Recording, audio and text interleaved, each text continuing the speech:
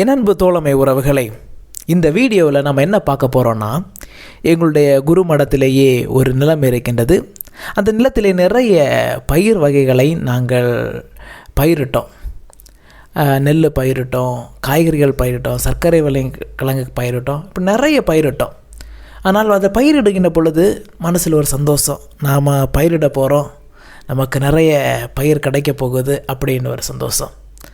பயிரிட்ட பிறகு அது கொஞ்சம் வளருகின்ற பொழுது அதை விட சந்தோஷம், ஆஹா நம்ம பயிரிட்டது எல்லாமே வளருது, கடின உழைப்பு வீணாக போகலைன்னு அந்த ஒரு சந்தோஷம். ஆனால் அது அறுவடை காலம் வருகின்ற பொழுது நான் எதிர்பார்த்த அளவு அந்த அறுவடை கிடைக்கல. நெல் பயிரிட்டோம், மழை வந்துச்சு, அதில் பாதி போயிடுச்சு. கத்தரிக்காய் 1-2 கிடச்சிச்சு, வெண்டைக்காய் கொஞ்சம் கிடச்சிச்சு, மிளகாய் கொஞ்சம் கிடச்சிச்சு. ஆனால் தர்பூசணி நட்டோம், காய் வந்துச்சு, அப்படி அழுகி போயிடுச்சு. பூசணிக்காயும் அதே போல் காய் வந்துச்சு, அழுகி போயிடுச்சு. அப்படி சர்க்கரை கிழங்கையும் பயிரிட்டோம். ஆனால் அது கிடைக்குமா கிடைக்காதா என்ற ஒரு மண்ணில் பயிரிட்டோம். ஆனால் ஒரு குறிப்பிட்ட அளவு கிடச்சிச்சு. இப்படி நாம் எதிர்பார்த்த அளவு அந்த காய்கறிகளோ அல்லது பயிர் வகைகளோ கிடைக்காம போனாலும் மனசுக்குள்ள சந்தோஷம், நம்ம நட்டோம், நமக்கு ஏற்ற மாதிரி பயிர் கிடச்சிச்சுன்னு.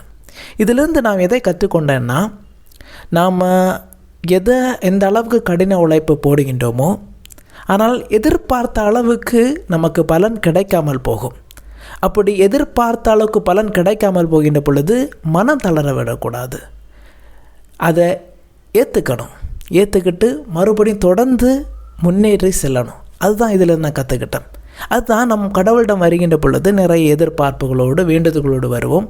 அந்த சில வேளைகளில் எதிர்பார்ப்புக்கு எதிராக எதிர்பார்த்த அளவுக்கு நம்ம கிடைக்காமல் போகின்ற பொழுது நம்ம மனம் தளருவோம், கடவுள்கிட்ட இருந்து நம்பிக்கை இழப்போம். அதையெல்லாம் விட்டு நமக்கு கிடைத்ததை ஏற்றுக்கொள்ள வேண்டும். அது தொடர்ந்து நான் நம்பிக்கையோடு ஆண்டவிடத்திலேயே மன்றாட வேண்டும். அதுதான் இந்த பயிரிடுதல் மூலமாக நான் கற்றுக்கொண்டது. எனவே பிரியமானவர்களே, நமக்கு எதிர்பார்த்த அளவுக்கு கிடைக்காமல் போனாலும் நம்முடைய நம்பிக்கையை கைவிடாமல் மனம் தளராமல் தொடர்ந்து நாம் முன்னேறணும். தொடர்ந்து நாம் உழைப்பில் ஈடுபடணும். தொடர்ந்து கடவுளோடு இணைந்து பயணிக்கணும். இந்த வீடியோ உங்களுக்கு பிடித்திருந்தால் லைக் பண்ணுங்கள், சப்ஸ்கிரைப் பண்ணுங்கள். கடவுள் நம் அனைவரையுமே நிறைவாக ஆசீர்வதிப்பார். ஆமென்.